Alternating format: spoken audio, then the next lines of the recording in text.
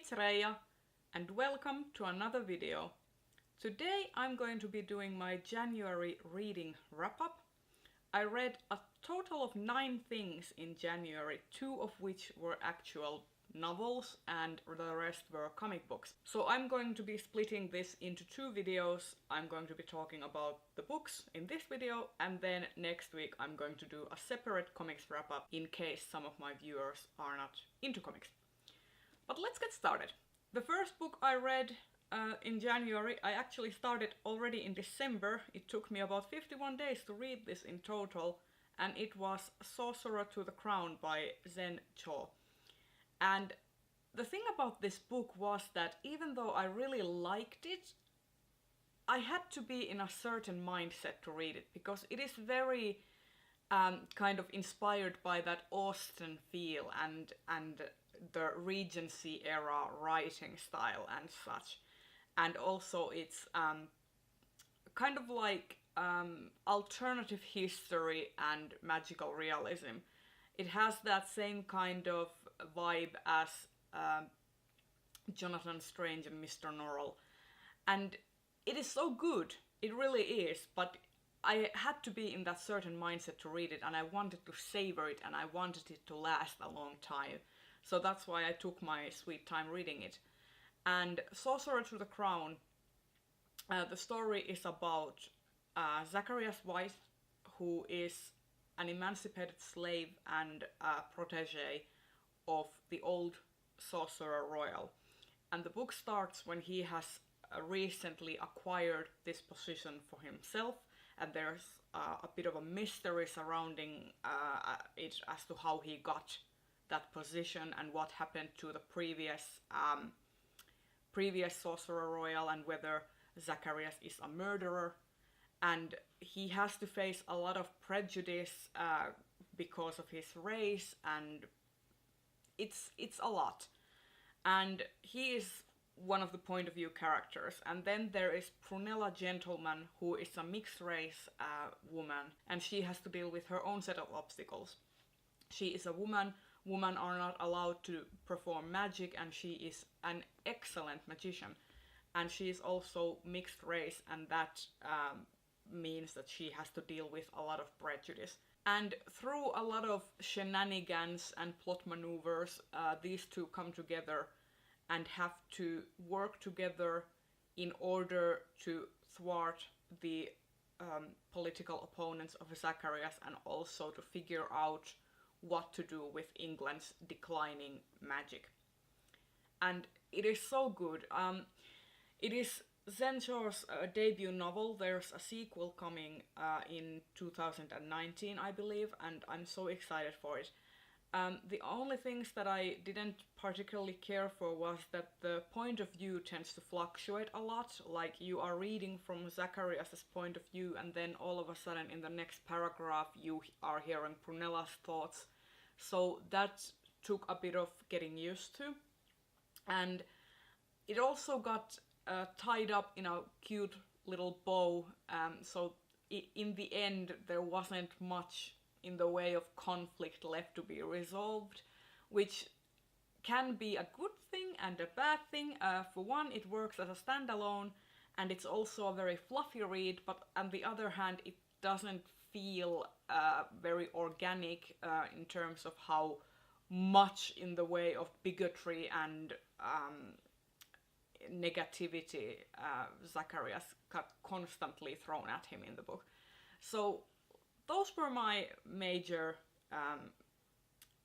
gripes with the book, but it was very good. I really liked it. I liked the way it was written, and I liked Zacharias' character. I liked that he was a sort of kind of very stoic and quiet and reserved and calm and intelligent character, instead of what we're normally used to seeing from male protagonists.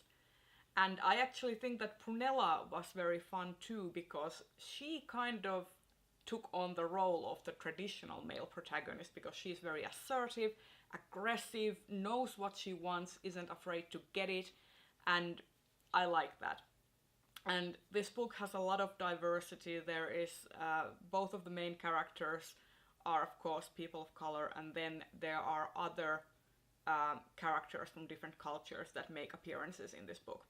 So very good. I gave this book 3.5 stars, and I can't wait for the sequel.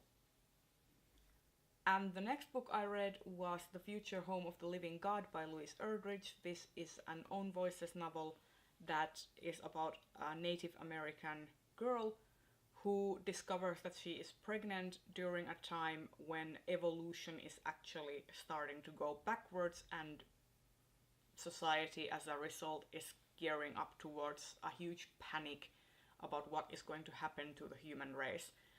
And this story details the kind of events that are happening. At first, people are just hearing stuff in the news about people and animals being born wrong and evolution going backwards, and then we start to see people start looting stores, start hoarding supplies, and in the end fracturing government and such.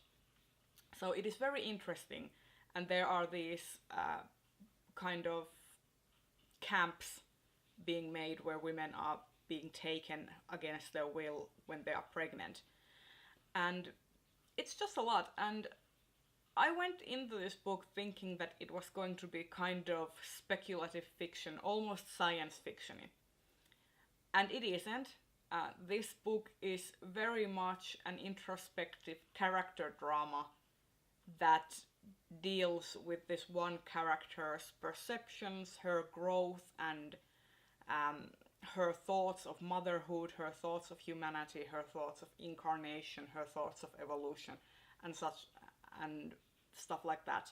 And she's also a religious character, so there's a lot of thoughts on religion as well, and how that ties into the events. So if you are going to read this book expecting it to be very heavy on kind of the speculative fiction aspect, you're going to be disappointed. This book is a character drama first and foremost, and everything to do with the setting is a backdrop.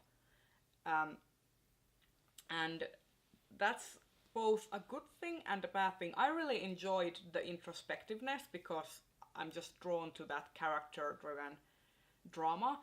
But on the other hand, it kind of, this book kind of wants you to suspend your disbelief in terms of how biology works, because there have been studies that each generation is actually smarter than the previous one, that we are having like our brains are becoming more and more sophisticated as generations go on. So that aspect that suddenly evolution is going to go backwards and there's supposed to be a scientific or maybe not explanation for it is kind of a huge leap. So you need to be prepared to suspend your disbelief. And also, this book takes place in the span of about 5 months. It starts in August and ends in early January. And in that time, there's a complete and utter collapse of human society and infrastructure, which I didn't think was believable at all, especially in a country as huge and, dare I say, convoluted in terms of bureaucracy as the United States, where this takes place. I don't believe that it would take that short time to topple the country. So there's that also. And also, this book doesn't give you a lot of answers. If you are expecting to have things be resolved, you're going to be disappointed.